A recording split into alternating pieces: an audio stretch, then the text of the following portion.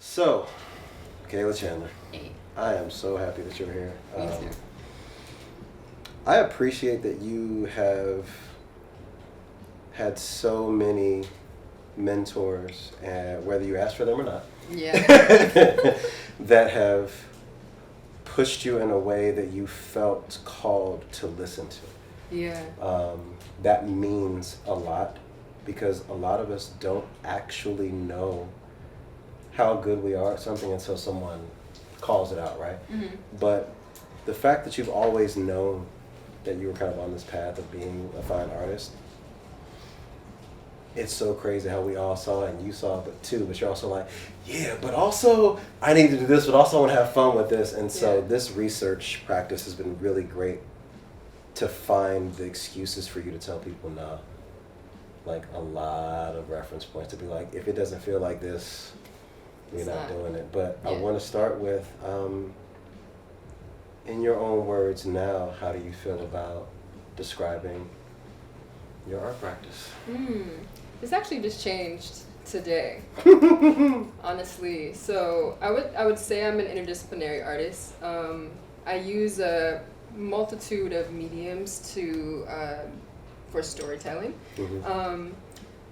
I specialize in fine art photography and intimate sculpture. That is something that you helped me come to terms with. And more recently, my mentor helped me come to terms with conceptual framing.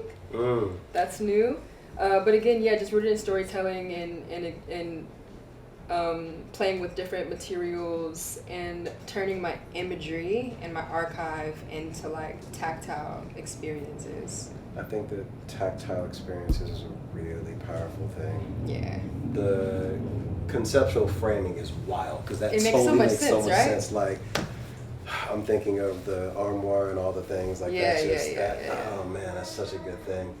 You've always had really bold reference points, which is funny because like I know a lot of these reference points, but it's almost like when you go to watch a film with someone and you all walk out of the same film, but you all are referencing different parts things in the film. Like one person's acknowledging the set design, one person's looking at the wardrobe, one person was talking about the cinematography, right? And so to see like, oh, like this is what you pulled from this video and this movie, but also like it all feels like you did the McKayla edit of everything that exists in the world to match the things that have existed in your life, right? Yeah. So I want to talk a little bit about not only some of these references, but also like what were some of the inputs? Like I know that there's books, there's film, but it's almost like everything feels nostalgic for a childhood that I didn't have. Yeah. But I still feel welcome to come into it. So like specifically, not even getting into like, you know, some of the references we see like these books and you know, this Jill Scott album and everything else, but like, what did it feel like in your house or in the places where your family were that made it so impactful to be like, I need to capture things that feel like this?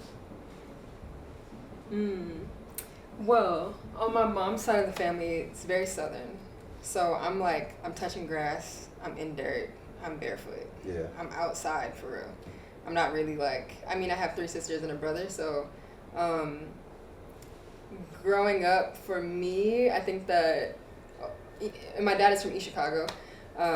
Both of my parents are from Indiana. It was really about just like experiences. My mom and my dad were just super big on having us like fully be immersed in life. So this photograph was actually, this is the background one is taken in a car, and we took so many road trips. I moved to Minnesota when I was 3. Okay.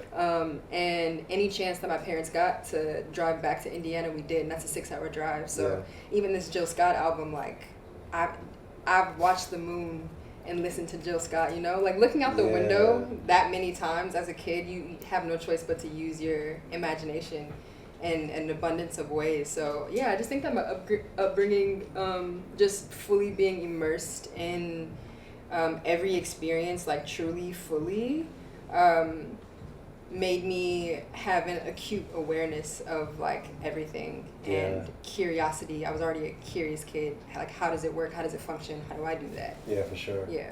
No, like, it's very palpable as we get into looking at your work. There are a handful of people that I would definitely put you in the same universe with, and these people match. If you could cite, for those people that may not be familiar, who are the people that are on here that we're seeing? So this is LaToya Ruby Frazier, Nadia Lee Cohen, Solange Knowles, Renelle Medrano, Erica Badu. Of course.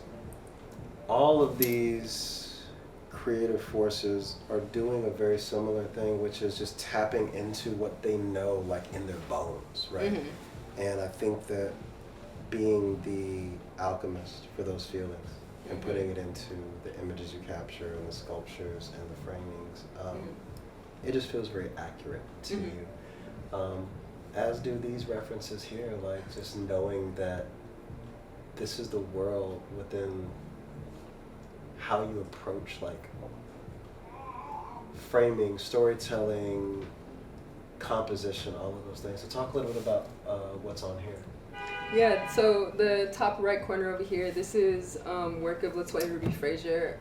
She has a series where she documents, I think it's called The Notion of Family, and she documents her relationship with her mom and her grandmother living in their home. And this just feels so much like a photograph that I took of my mom braiding my hair. Yeah. And that's how I found out about her work. Someone was like, you remind me so much of LaToya Ruby Frazier. And I was like, I found her work and I was like, these are my people. For real. And then this middle one here, this is like Nadia Lee Cohen had thrown this dinner party that was inspired by Salvador Dali's. Salvador Dali, yeah. She's just wild. Like she's like an alter ego of mine. Yeah. Again, this is LaToya Ruby Frazier's work. These both, her work with family, documenting like community, and also speaking on environmental justice is something that I'm really interested in. This is a random like clip of Erykah Badu taking an ice bath on her birthday at like 6 a.m. and it's very me coded, you know? Yeah. Sure. And then Severance. Does anybody watch Severance? There's a few people in here. Man, Severance is insane. But this show, it just is the inner workings of like a crazy maze, I feel like, in your mind. I just really like the way that it's shot, so I'll put it up there as a reference, yeah. I think that makes sense, especially as we get into where people engage with your work. I know that you've done a lot of different things, but like talk about where a lot of people are engaging with photographic work or sculptural work and things in that realm. So we have Expo Chicago, Google, various photo fairs, the Armory, but like, talk about what's presented here. Yeah, so in 2022, I think, I had a fellowship and a grant from Google that ended in a show in Red Hook at Pioneer Works. This was a series of mine called MEADOW. It was all about documenting intricate braiding styles in today's time, which definitely came from a braid book that my mom made that I found in 2020. And this is in the top. Can you? No, not one next to it. Her original designs, yeah. Those are my mom's designs. So, it was just like an expansion on something that she had. Down here too. Yeah, in the book down there. Yeah, it was just an expansion on something that she had made. There was a lot of different intersections with that, talking about archiving in real time, which is what this is like. You know, me doing that with my mom braiding my hair. Crazy story behind that one, but also just thinking about how these intricate braiding styles were coming from different parts of the country, Africa, and so innate to my mom in a way, and just thinking about this like way that she came into braiding and it being a point of honestly survival, you know, like she was braiding to take care of her kids and ended up making something that was very artistic that I could then hold in my hands and want to like expand on that. So that was my take on that. And then this is some work that I did was for Freedom, showing at photo fairs, and then up here is at Expo Chicago. I was showing with Aperture. Again, just like different iterations of exploration. This framing was based off of like a frame that I saw in my Nana's house, and the photograph being from my Mobetta series. And then here, again from the Mobetta series, but with a different type of frame, which is my hands. Yeah. So, yeah. I see, is it on the next slide? Yes. So we talk about these intimate sculptures. Yeah. This is my favorite thing ever. I remember when, I think I saw it on Instagram first and hit you and was like, yo, what are you doing, bro? This is amazing. So when people engage with your work, right now, fine art photography, intimate sculptures, conceptual frames. Yeah. Really quickly, just talk about like what these things are. Like we talked a little bit about this being from the portrait standpoint of things. Yeah. But just real quickly, talk about how this came about, the casting of the hands and how that led into the hands, and then what this is going to be. Okay. So I was doing photo fairs before Freedoms, and I was trying to find a way to hang this silk piece. And honestly, it was my first time coming to terms with me selling a piece of work that was of my family. These are my younger cousins that are in it. And I was having some like iffy feelings about it. But I was like, okay, if I end up selling this work, I want to still be able to hold on to it in a certain way. And I came up with my hands holding it, because I am just a sentimental girl. Yes, you are. And so, yeah, I literally made my first concept of it like a week before it had to go out to New York. I had no idea how I was going to put it on the wall. It was very stressful. But I did it, yeah. Yes. And then I came to terms with it being a way of framing. Yeah. Framing the memory, also like using my hands to, I guess, add to the story of what the image is as well, which I feel like framing does. Yeah. So yeah, and that's it. That's what this is here. So I also showed at Golden West College recently, and this was from that show, and I had all these like broken hands and hands that like I didn't get to use because I like messed up, and the curator was like, there's a way that we can still use these. And I was like, there's a way we can still use my broken hands? Absolutely. And I used them to hold these like very precious memories of mine, my grandma, my dad, my sister. And then this framing here is a mock-up of something that I wanted to make of a china cabinet. In my Nana's home, she has a china cabinet that is used for like a display of memorabilia. It's a bunch of like photographs on each shelf, and I was thinking like, how could I take something like that and actually embed the images into the china cabinet and sort of make it into a piece? And I want to like print on the glass. And somebody in this room saw this and actually gifted me a china cabinet that belongs to their parents, that I'm ever so grateful for. And we can name drop in here. Okay, Michelle did it. Michelle, yeah, actually gave me a china cabinet. So I currently have one in my studio and am going to start working on this. Absolutely.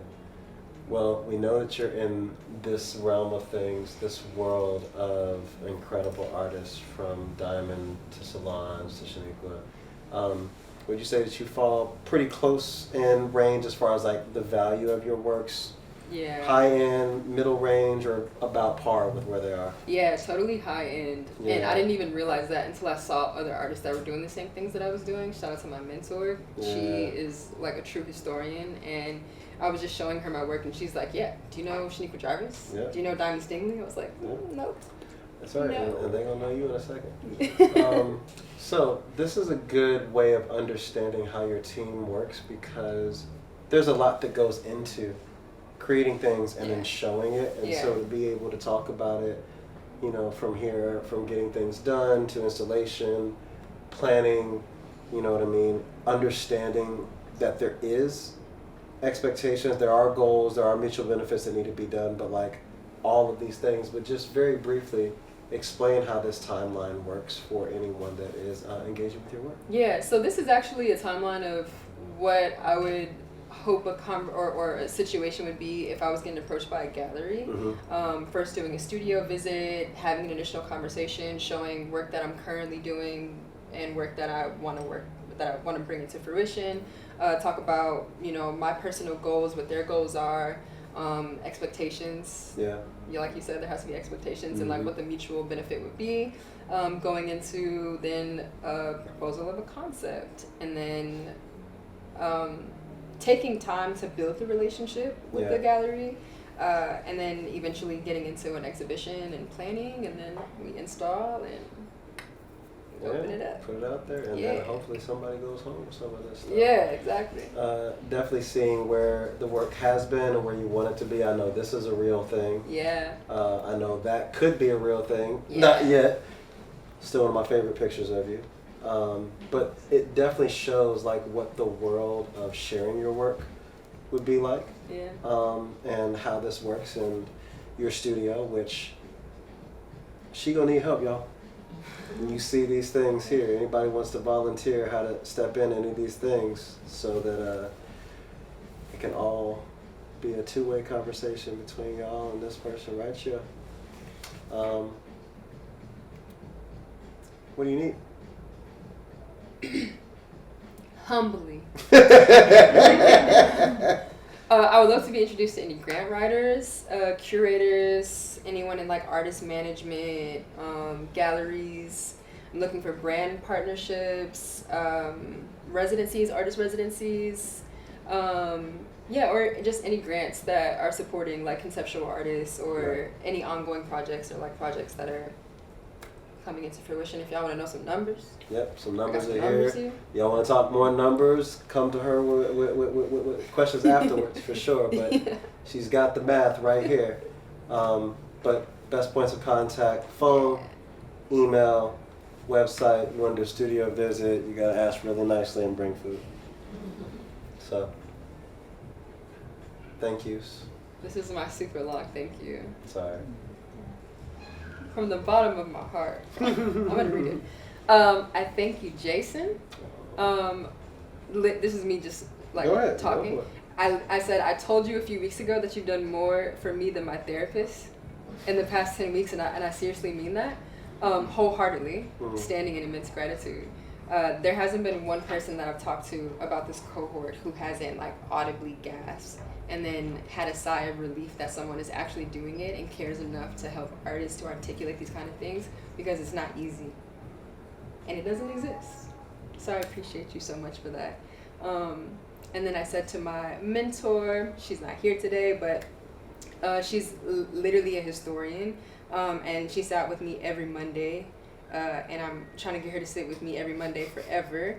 To just like talk to me and pour some knowledge into me and like introduce me to new things. And then to my contemporaries in the room. Hey.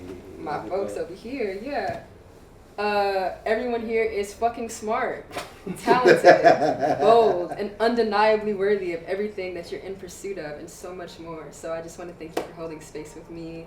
Any reassurance that I totally did not ask for. And I'm just happy to be here. Be here now. Now, yeah. McKayla Chandler, everybody.